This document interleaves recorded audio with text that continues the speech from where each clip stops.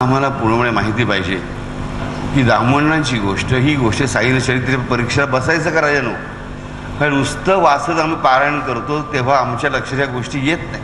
जेव्हा आम्ही परीक्षेसाठी अभ्यासाला म्हणून बसतो, जेव्हा प्रत्येक ओळ वाचतो, तेव्हा आम्हाला हळूहळू पुढे 10-12 वेळा वाचल्यानंतर कळतं. श्रीमद पुरुषार्थ ग्रंथराज त्यातला सोपा भाग वाचा ना, जो कठीण भाग वाचू नका. नाही कळलं सोडून द्यायचा, पुढे गेलं.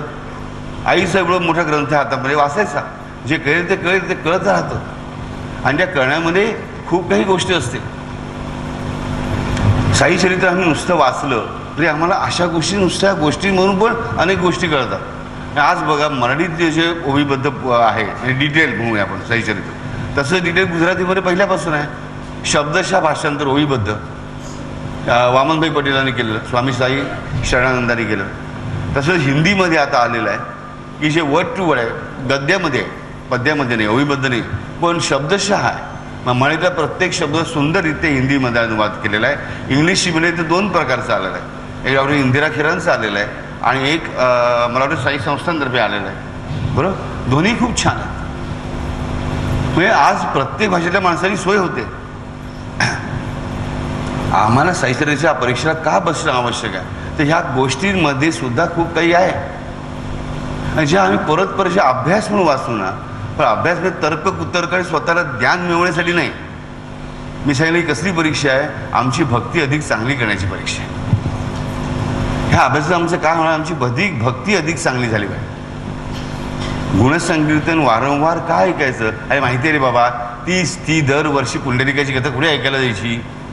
हरिबा कीर्तन कुठे देवळात दिसत नाहीत. आमच्या लहानपणी प्रत्येक देवळामध्ये संध्याकाळी कीर्तन असायचं. सगळ्या आज्या आपल्या राजनाला घेऊन 1 तासभर कीर्तनाला जायच्या, मजा असायची. कीर्तन पण चांगले असेल. आता देवळामध्ये म्हातारे सुद्धा विड्या फुकता येणाऱ्या बाईकडे बसले दिसतात आपल्याला. का जिकडे गर्दी आहे तिकडे तर गर्दीत नंबर कसा पुढे काढायचा, आपला हीच गोष्ट असते. पण प्रत्येक मंदिर असो लहान की मोठं, कीर्तन हा आवश्यक भाग होता. संध्याकाळी आणि रात्रीचं भजन. आज हे 2 भाग नाहीसे झाले.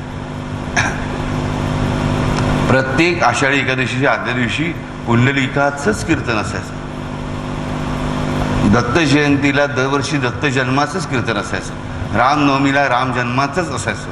कृष्णाष्टमीला आदल्या रात्री कृष्णाष्टमीचंच असायचं.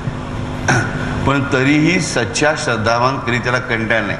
काय रे दरवर्षी तेच ऐकायचं नाही. ज्याने तेच दरवर्षी नव्याने ऐकलं त्यांचा प्रत्येक वर्ष हा नवा जन्म ठरला. आयुष्यामध्ये ज्यांनी प्रत्येक रामनवमीचं आख्यान प्रत्येक वर्षी ऐकलं त्याच्यासाठी प्रत्येक वर्ष हा नवीन जन्म ठरला. तर ज्यांनी ह्याला काय म्हणून कंटाळा करायला उपेक्षा केली त्यांच्यासाठी प्रत्येक जन्म हा एका क्षणासारखा ठरला. काही करू शकला. ही ताकद ते गुणसंकीर्तन वारंवार ऐकण्याची आहे. अरे माहिती रे आम्ही एकदा ऐकलंय नाही.